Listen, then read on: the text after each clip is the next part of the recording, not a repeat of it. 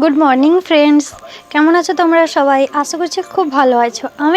আমিও খুব ভালো আছি। আমার নতুন ব্লগে তোমাদেরকে ওয়েলকাম।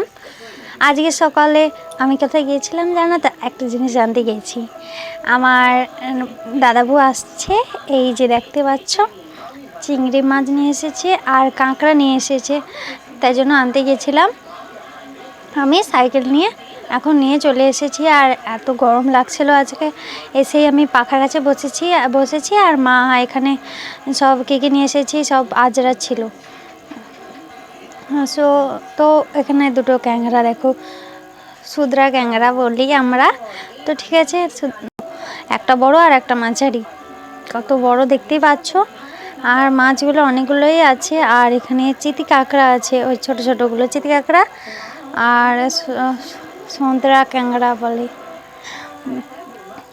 মাছগুলো কানা ছিল, মাছগুলো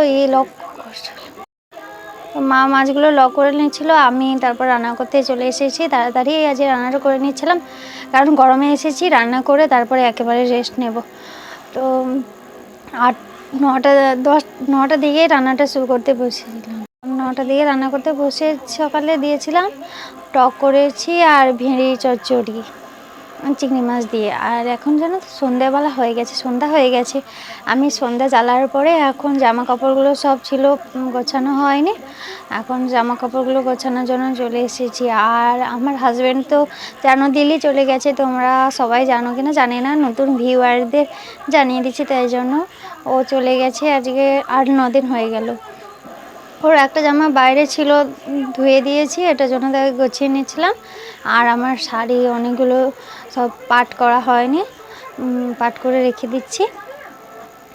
সন্ধেবেলা আমাদের বেশি আমার 4-5টা শাড়ি বারকানো আছে জানো তো। এটা নয় সেটা নয়, এটা পরছি, তাই জন্য অনেকগুলো হয়ে গেছে। এই দেখতে পাচ্ছ 3টে 4টে 5টা হয়ে গেছে। আর রান্নাটা তারপরে করতে চলে এসেছি। কাঁকড়াগুলো যে নিয়ে এসেছিলাম, চিতি কাঁকড়া, দেখো এগুলো মা প্রথমে একটু ভাপিয়ে নিয়েছিল, যাতে ঘিগুলো শক্ত হয়ে যায় আর থেকে যায়। তো ওতেও কোনো লাভ নেই, এমনি ছাড়িয়ে নিলেও ঠিক ছিল।